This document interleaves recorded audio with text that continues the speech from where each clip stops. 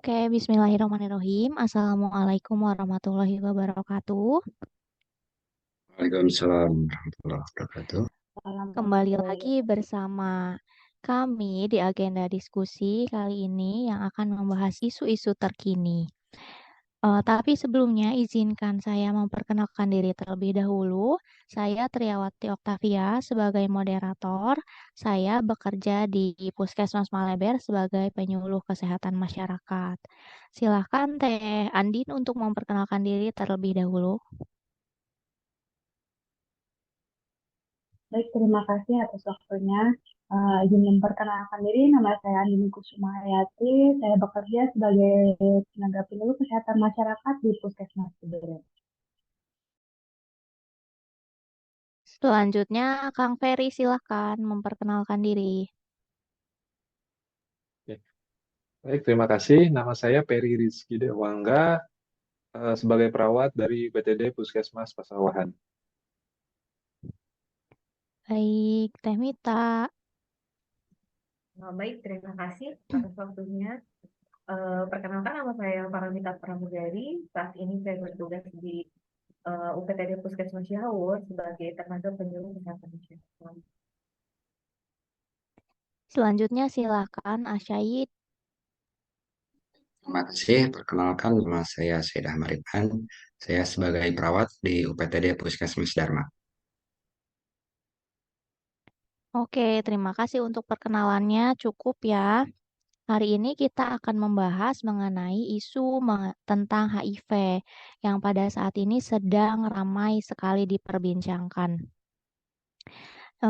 Kenapa sekarang banyak sekali terjadi kasus HIV dan banyak diperbincangkan itu karena mungkin seseorang yang terkena HIV itu dan tidak menjalani pengobatan kebanyakan dapat mengalami AIDS, di mana virus HIV itu dapat berkembang menjadi AIDS dalam waktu kurang lebih 10 tahun atau tergantung dari individunya itu sendiri. Untuk mengatasi hal tersebut dibutuhkan langkah-langkah strategis berupa kebijakan-kebijakan dari pemerintah setempat dan tentu saja tidak luput dari peran kita sebagai ASN di institusi kesehatan seperti itu. Untuk selanjutnya mari kita diskusikan mengenai bagaimana situasi HIV terkini. Untuk permulaan, silakan Teh Andin untuk memaparkan sejauh mana kasus HIV pada saat ini. Separah apa sih HIV sehingga banyak sekali orang yang memperbincangkannya?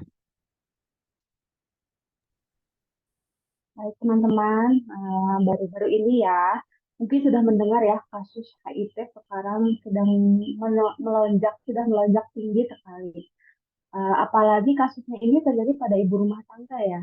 Sangat mengejutkan kan, yang yang notabene ibu rumah tangga itu di rumah, tidak bergaul dengan orang lain. Maksudnya ya, pekerjaannya mengurus rumah tangga, mengurus anak, tapi ternyata mereka terpapar HIV. Gitu. Berdasarkan data Kementerian Kesehatan, jumlah ibu rumah tangga yang terinfeksi HIV mencapai 35%. Angka tersebut lebih tinggi dibandingkan kasus HIV pada kelompok lainnya, seperti suami pekerja seks dan kelompok MSM, Men Sex with Men. Aktivitas ini telah menyumbang sekitar 30% penularan dari suami ke istri. Dampaknya, kasus HIV baru pada kelompok ibu rumah tangga bertambah sebesar 5.100 kasus setiap tahunnya, kata Dr. Syahril. Ia pun mengatakan penyebab tingginya penularan pada HIV pada ibu rumah tangga karena pengetahuan akan pencegahan dan dampak penyakit yang rendah serta memiliki pasangan dengan perilaku seks berisiko. Ibu rumah tangga yang terinfeksi HIV berisiko untuk menularkan virus kepada anaknya. Penularan bisa terjadi sejak dalam kandungan, saat proses kelahiran, atau saat menyusui. Ya, sangat mengejutkan ya, kasihan karena ini anak-anak yang tidak tahu apa-apa itu bisa tertular HIV karena ulah perilaku dari ayahnya sendiri ternyata gitu. Yang notabene mengejutkan juga ya, ternyata suaminya itu atau ayah dari bayi ini ternyata pekerja seks, men seks with men gitu, laki-laki sama laki-laki. Kalau dulu kan terkenalnya perempuan ya kalau pekerja seks itu. Kalau zaman sekarang itu lagi booming laki-laki gitu. Ibu rumah tangga yang terinfeksi ini bisa menyumbang sebesar 20 sampai 45% seperti melalui seks, jarum suntik, dan transfusi darah yang tidak aman. Dampaknya sebesar 45% bayi yang lahir dari ibu yang positif HIV akan lahir dengan HIV dan sepanjang hidupnya akan menyandang status HIV positif. Sangat miris sekali ya. Padahal mereka itu sebetulnya penerus generasi muda, penerus bangsa yang seharusnya memang memajukan negara Indonesia, tapi harus sudah tercoreng dengan terpaparnya kasus HIV dan kita tidak tahu ya ini kasus HIV ini rata-rata itu bisa menyebabkan kematian. Sayang sekali ini masa depan anak-anak ini sudah terenggut dengan penyakit HIV yang dikeluarkan oleh ayah dan ibunya. Terkait dengan proses deteksi, Kemenkes mencatat hanya 55% ibu hamil yang dites HIV, karena sebagian besar tidak mendapatkan izin suami untuk dites. Dari sejumlah tersebut, 7.153 positif HIV, dan 76%-nya belum mendapatkan pengobatan ARV. Ini juga akan menambah risiko penularan kepada bayi.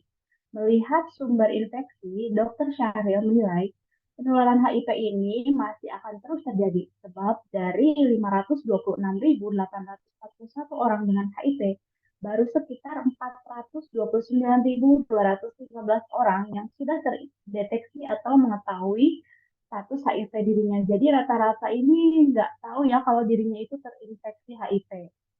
Artinya masih ada 100.000 orang dengan HIV yang belum terdeteksi dan berpotensi menularkan HIV ke masyarakat. Dr. Sahril juga menjelaskan upaya untuk melakukan screening pada setiap individu kini menjadi prioritas pemerintah untuk mencapai eliminasi atau termasuk pemutusan mata rantai penularan HIV secara vertikal dari ibu ke bayi. Setiap ibu yang terinfeksi 100% harus mendapatkan tata laksana yang cukup. Melalui upaya ini diharapkan angka dan data anak yang terinfeksi HIV sejak dilahirkan dapat ditekan. Angka kesakitan, kematian dapat ditekan dengan yang terpenting adalah menekan beban negara dalam penanggulangan masalah kesehatan masyarakat. Karena HIV ini memang merupakan masalah yang sangat besar bagi negara. Nah, kebetulan sekali saya mempunyai teman di daerah Pangandaran. Teman saya ini mempunyai satu komunitas ya. Dia mendirikan suatu komunitas saking pedulinya dengan lingkungan dan negara ini. Dia mendirikan sebuah komunitas yaitu komunitas peduli HIV. Beliau bekerja sama dengan dinas kesehatan dan puskesmas setempat untuk mengadakan pengadaan barang dan tenaga kesehatan untuk pengecekan HIV. Menurut beliau, dengan mendirikannya komunitas ini, beliau berharap agar masyarakat itu bisa menerima si penderita HIV. Karena kebanyakan dari masyarakat kita, kalau misalkan ada mendengar orang yang terkena HIV, kita langsung menjauh ya.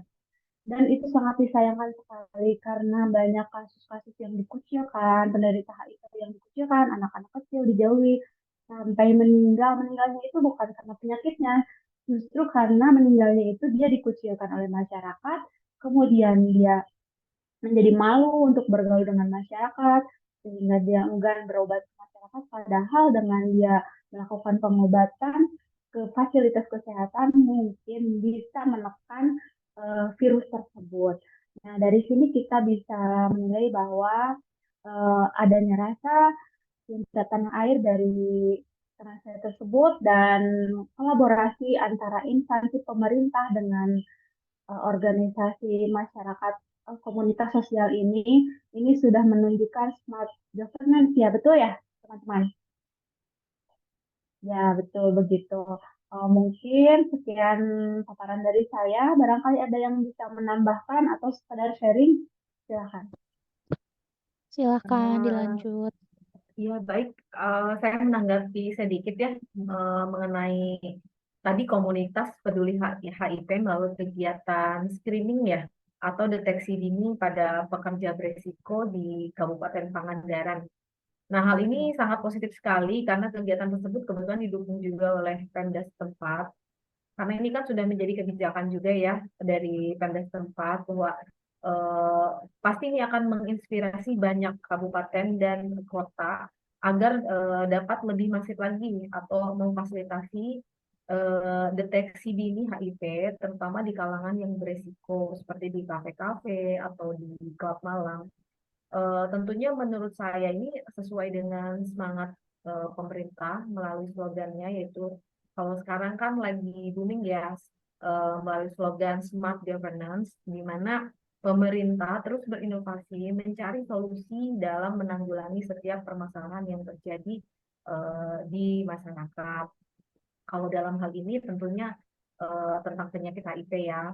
Selain kegiatan screening tadi, secara tidak langsung kita juga dapat memberikan edukasi dan informasi juga tentang HIV kepada masyarakat, bahayanya dan cara penularannya, terutama sehingga secara tidak langsung penyuluhan atau edukasi yang masuk, insya Allah dapat mengurangi penularan HIV gitu. Dan juga sekaligus mengedukasi masyarakat mengenai ODA ini ya. Jadi menerima kaum-kaum ODA ini supaya tidak dikucilkan seperti itu. Mohon maaf ya tadi setelah pemaparan kok eh, terasa ambigu ya teteh-teteh semuanya. Kenapa gitu? Jadi rasanya tuh penderita HIV itu malah justru difasilitasi gitu dengan adanya pengobatan gratis dan lain-lain. Nah, yang saya pikirkan takutnya malah nanti orang-orang lain, masyarakat lain itu ya malah terkesan santai seperti itu dengan adanya wadah-wadah tersebut gitu. Oh, nanti kalau misalnya HIV, terkena HIV, tenang saja, nanti ada kita bisa bergabung di komunitas tersebut untuk pengobatan dan lain-lain seperti itu. Apa bagaimana ya regulasinya seperti itu? Saya masih bingung gitu dari penjelasan yang tadi. Barangkali ada yang mau menambahkan atau menjelaskan lebih detail mengenai hal tersebut, silahkan. Baik, saya coba menanggapi pertanyaan dari Tetria ya. Jadi bukan bukan hanya bukan artinya bukan pemerintah memfasilitasi terus akhirnya orang-orang menjadi santai. Tapi fungsi dari pemerintah di sini hadir itu sebagai langkah ya untuk mencegah atau menurunkan fenomena ini gitu. Yaitu dengan cara yang tadi sudah disebutkan ya deteksi dini ya. Karena semakin cepat orang terkena orang dengan HIV bisa diketahui, maka semakin cepat juga penanganannya gitu. Eh, Sehingga nanti laju peningkatan kasus HIV ini bisa ditekan.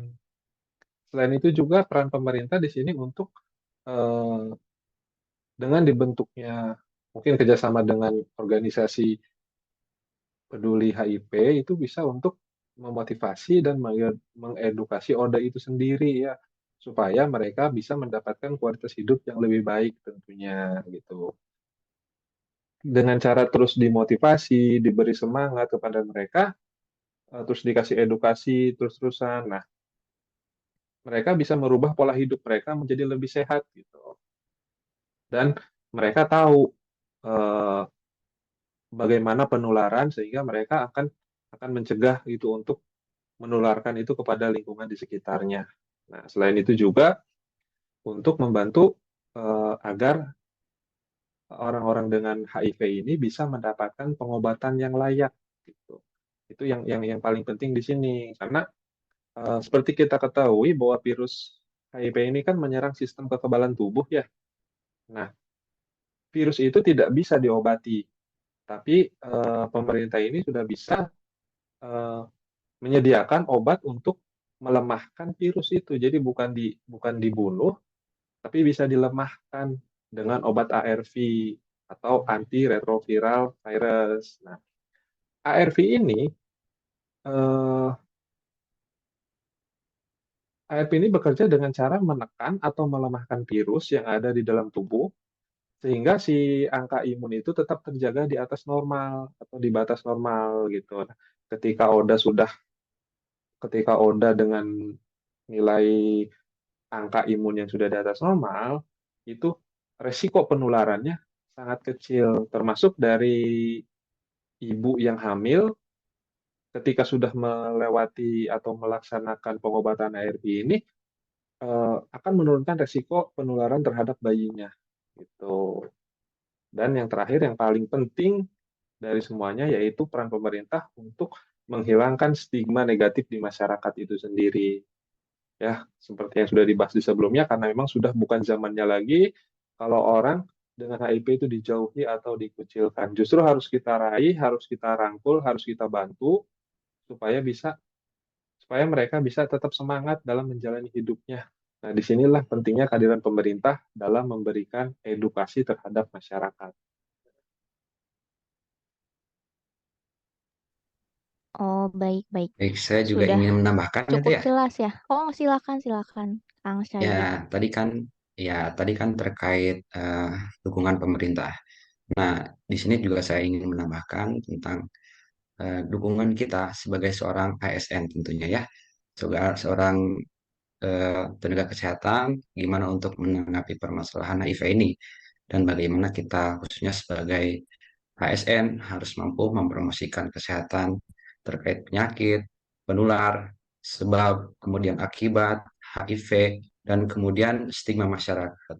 Nah, penggunaan literasi digital inilah yang menjadikan penyampaian informasi dan edukasi dapat tersebar dengan mudah diterima oleh masyarakat luas secara cepat, tepat, dan luas. Dalam kasus HIV sendiri, secara garis besar kan dialami oleh kalangan remaja ya. Bagaimana pengaruh dari era globalisasi yang masuk tanpa proteksi, kemudian akan mengakibatkan timbulnya pergaulan yang salah. Jadi menurut saya promosi yang paling tepat adalah melalui media sosial karena sasaran yang paling banyak adalah remaja dan media sosial juga bukan hanya remaja ya, tapi orang tua juga pasti sudah bisa untuk buka YouTube, Instagram dan lain sebagainya. Dan zaman sekarang kan penggunaan gadget dan media sosial kan paling banyak. Nah, kita bisa memberikan edukasi ataupun memberikan pengetahuan tentang penyakit tersebut bisa melalui YouTube, Instagram, TikTok, Facebook dan lain sebagainya.